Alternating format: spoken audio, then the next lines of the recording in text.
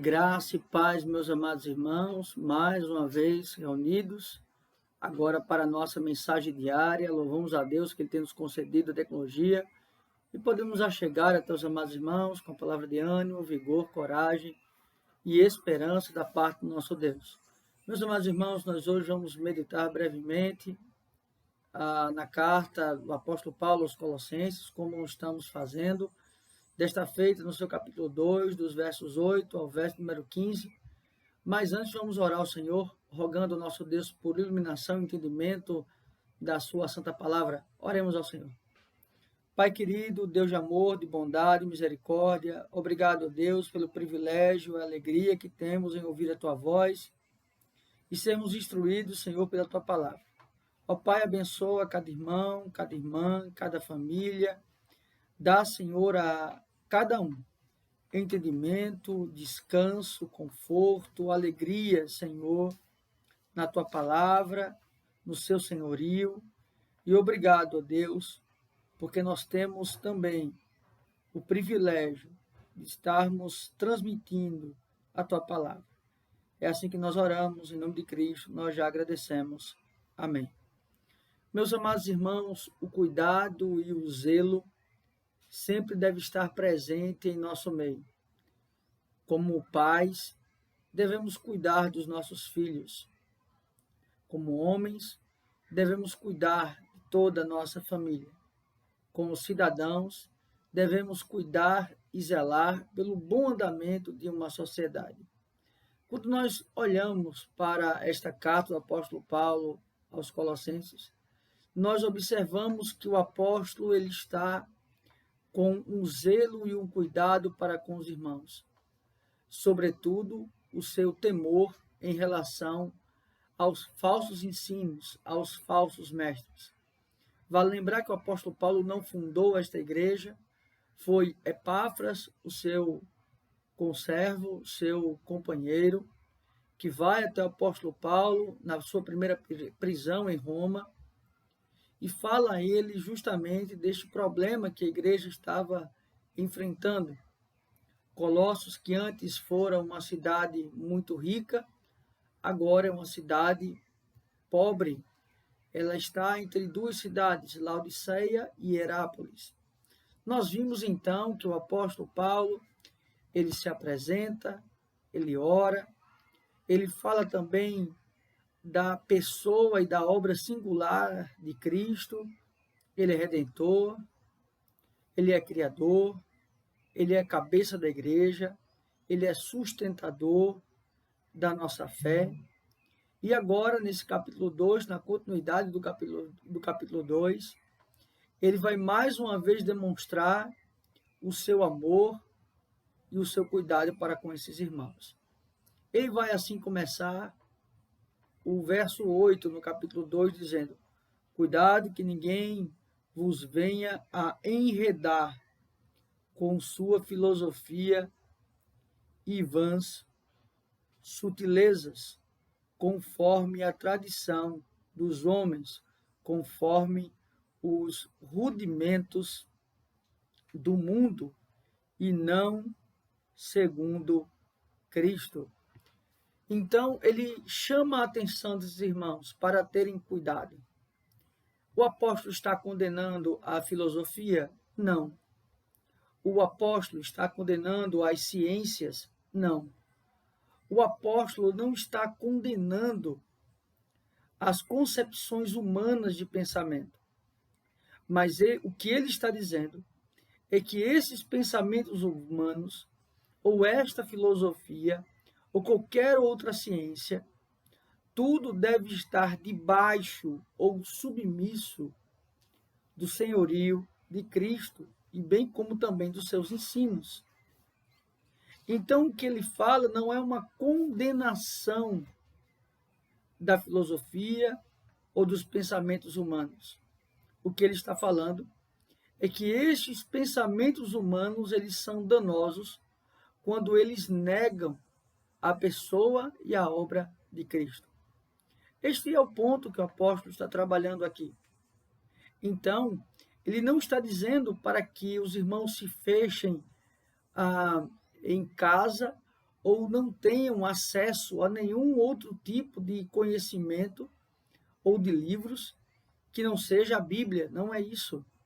Mas ele está dizendo que a nossa atenção deve estar que todo este conhecimento adquirido, toda esta ciência, toda a filosofia não deve ser ou estar acima dos ensinamentos do Evangelho.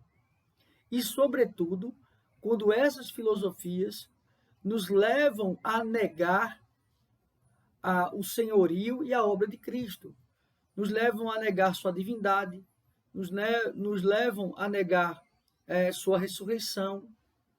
Então, quando essas ciências nos trazem danos, aquilo que é essencial para o alicerce da fé cristã, aí sim ela é condenável, aí sim ela é reprovável, porque ela vai de encontro aos ensinamentos do Evangelho, sejam os rudimentos desse mundo, aquilo que o mundo tenta construir, tenta alicerçar fora dos parâmetros da palavra de Deus.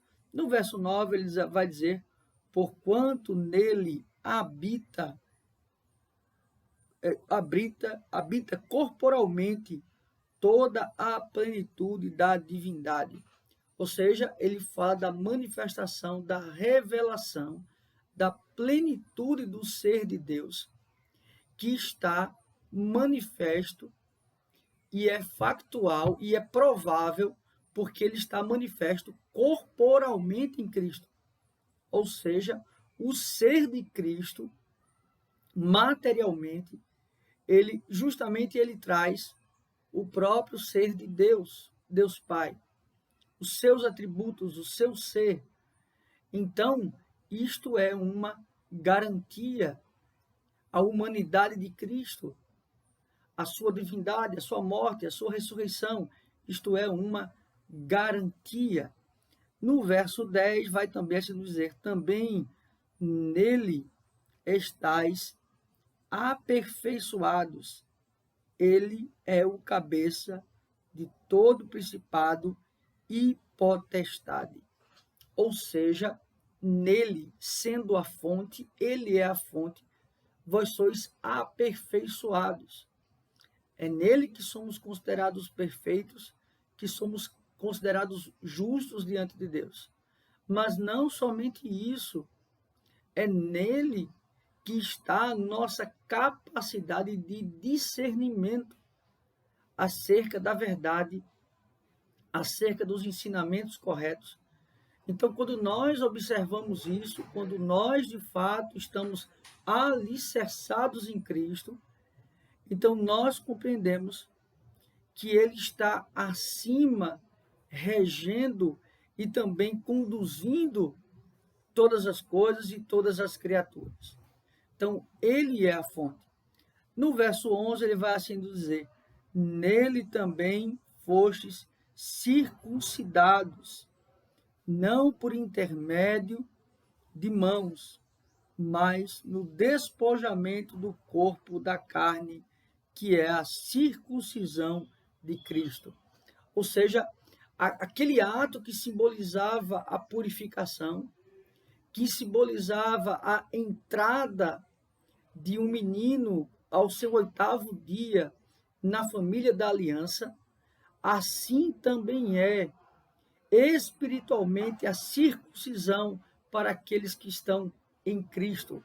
Ou seja, a nossa purificação, a nossa garantia de entrada na família da aliança, ela está firmada, alicerçada e tarimbada nos atos de Cristo na cruz.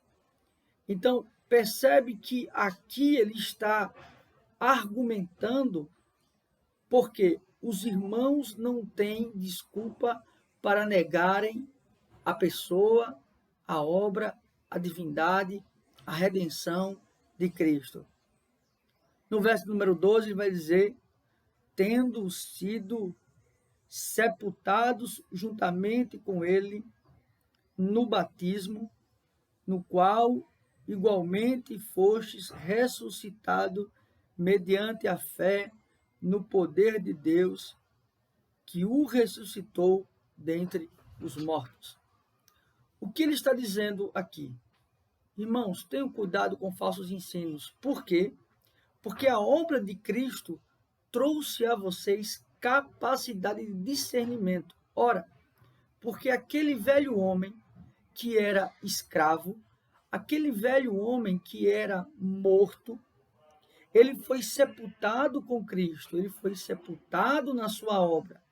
E um novo homem, uma nova criatura, ela surge justamente com a ressurreição que Deus então habilita a Cristo.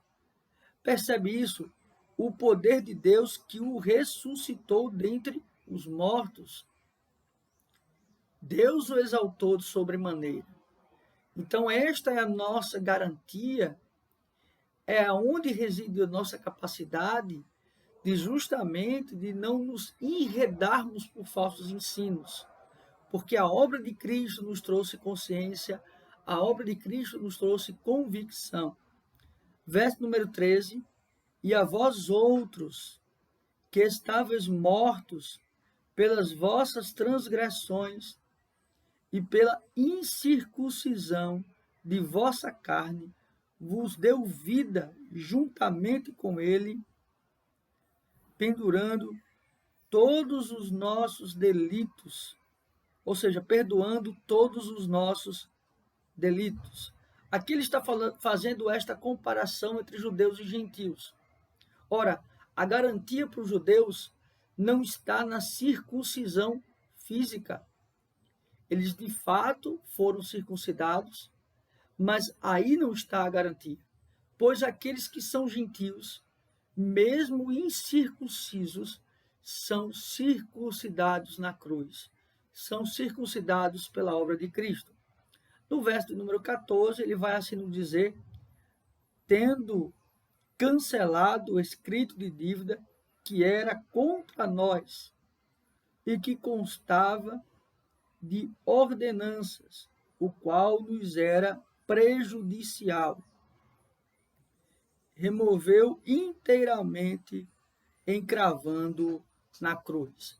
Aqui é como uma pessoa fazer uma conta, por exemplo, numa venda, e sempre o seu nome está negativo. Você vai, paga, mas mais uma vez você abre uma outra conta e continua devendo, ou seja, é um ciclo de dívida. Você adquire, aí você deve, você paga, mas você mais uma vez adquire, deve e paga. Pois Cristo, ele encerrou esse ciclo de dívida. Não há mais dívidas para pagarmos, não há mais o escrito de dívida. Ou seja, aquilo que fizemos, Cristo pagou. Aquilo que estamos fazendo de pecado, Cristo pagou. Os pecados que venhamos a cometer também já foram pagos. Então não há um escrito de dívida, ou seja, o nosso nome ele não está mais negativado. E o que é interessante, por exemplo, em uma caderneta de dívida, é que o nome sempre está ali naquela caderneta. Paga-se, abre-se uma nova conta. Aqui, na verdade, é uma concepção de que este escrito de dívida, ele foi então rasgado, ele foi cancelado. Não há mais a existência dessa dívida, ou desse nome para com dívida. E por fim, no verso 15, e despojando os principados e as potestades, publicamente, os expôs ao desprezo, triunfando deles na cruz. Quer ver um ensinamento errado acerca do ato triunfador de Cristo na cruz? É pensar que, de alguma maneira, os principados e potestades, de que Satanás ele teve alguma satisfação no sacrifício de Cristo. De forma nenhuma. Na verdade, o estado de humilhação de Cristo é o estado de vergonha para os principados e potestades. É o estado de vergonha para Satanás. O estado de humilhação de Cristo, na verdade, é o seu triunfo. Então percebe que não há alegria no inferno, por exemplo, no ato da morte de Cristo. Não, muito pelo contrário, porque ali se tem a consciência da sua derrota. É por isso que ele tenta a Cristo, para que Cristo não venha cumprir aquilo que foi prometido por Deus. Então, meus irmãos, nós temos uma palavra preciosa para os nossos corações. Primeiramente, não nos deixemos enganar pelas ciências humanas. Claro que sabemos a graça comum e todo o conhecimento, ele é importante, mas todo conhecimento ele deve estar no crivo da palavra de Deus. Nenhum conhecimento ele é válido se ele negar fundamentos da fé, fundamentos do Senhor. Percebe? Esse é o cuidado, esse é o zelo do apóstolo Paulo. E também com essas palavras nós podemos descansar no senhorio de Cristo, na sua obra, na sua morte, na sua ressurreição, na sua glorificação.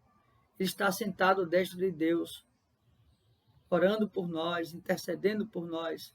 Ele triunfou na cruz, ele despojou os principados e potestades, ele levou o escrito de dívida que era contra nós. Percebe o grande amor de Deus apesar de nós. Que Deus assim os abençoe, que Deus os faça cada vez mais descansar, confiar e também louvar o nome de Deus. Vamos orar, encerrando esse momento? Pai querido, Pai de amor, bondade e misericórdia, obrigado por cada irmão, por cada irmã. Louvado seja o teu nome, Senhor. Nós bendizemos a Ti. Obrigado por esse momento, é assim que nós oramos em nome de Cristo. Amém. Que Deus assim os abençoe, meus amados irmãos.